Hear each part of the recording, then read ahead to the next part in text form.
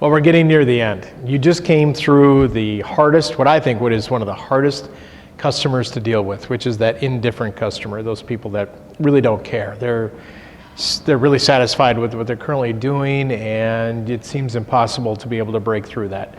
And those are tough ones to get through. But there's three more concerns that we need to take a look at. They're kind of big buckets, but in these big buckets, there is a lot that we can do. There's a lot that we can help, I think, overcome each one of these concerns that they have by various techniques and various things that we have in our toolkit.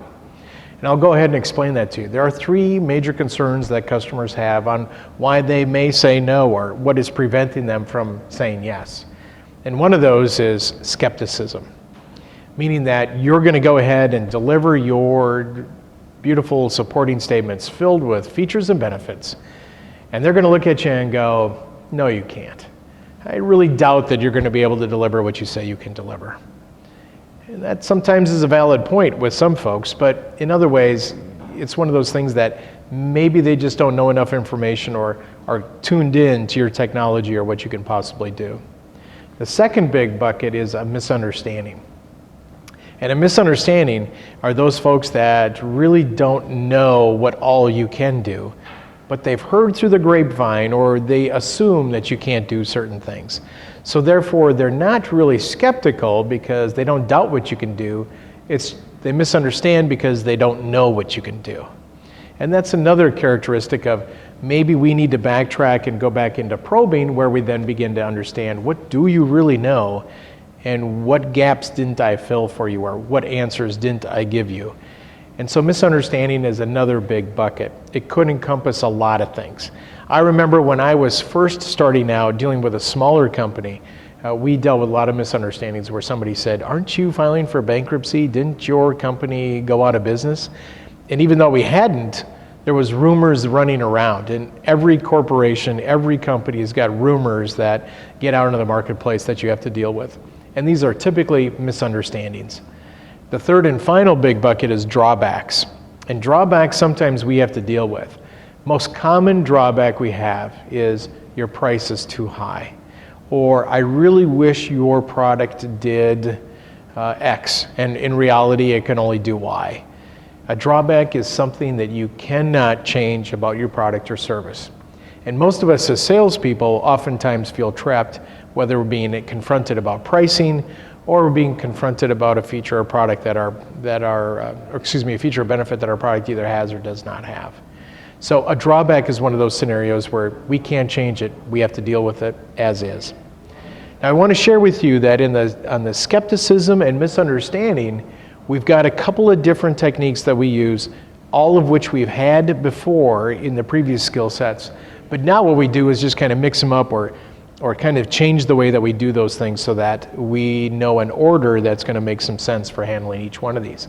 For instance, if we're dealing with skepticism and misunderstanding, the first thing that we want to do is we want to acknowledge the concern. We want to let them know that, yep, I can understand why you think that way, or I can understand that you've heard that in the market. So I want to acknowledge, first of all, that yes, what you've heard was true. I don't doubt that you did hear that.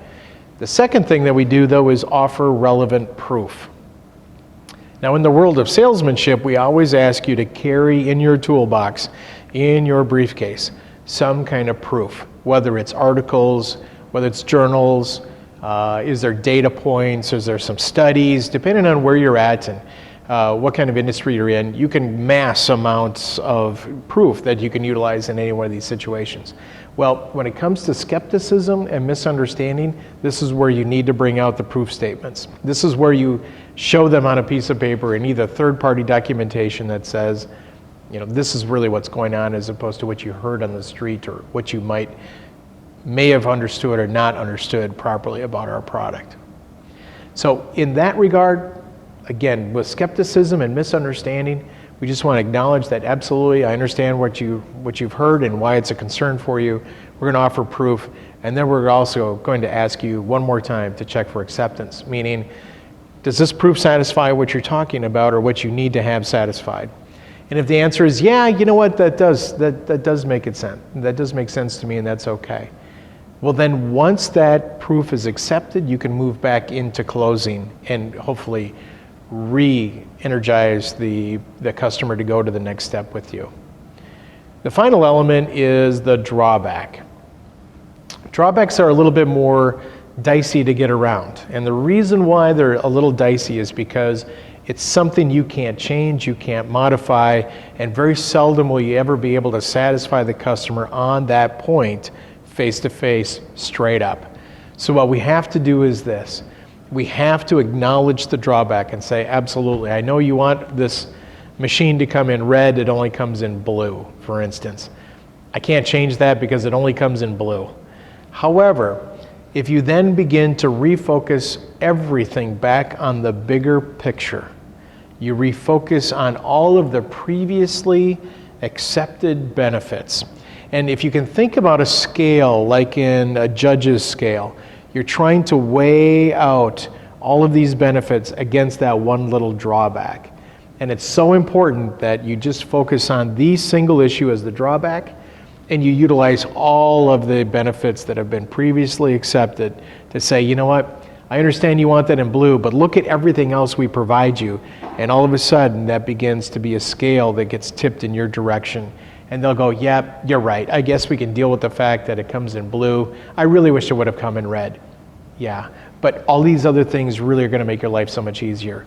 And if we do that, then we also then check for acceptance to make sure that what we just laid out for you in the drawback scenario is going to make sense for you. And you're going to accept that so that you can move back into the closing segments. When I look at customer concerns, it's really all about, first of all, acknowledging your first step.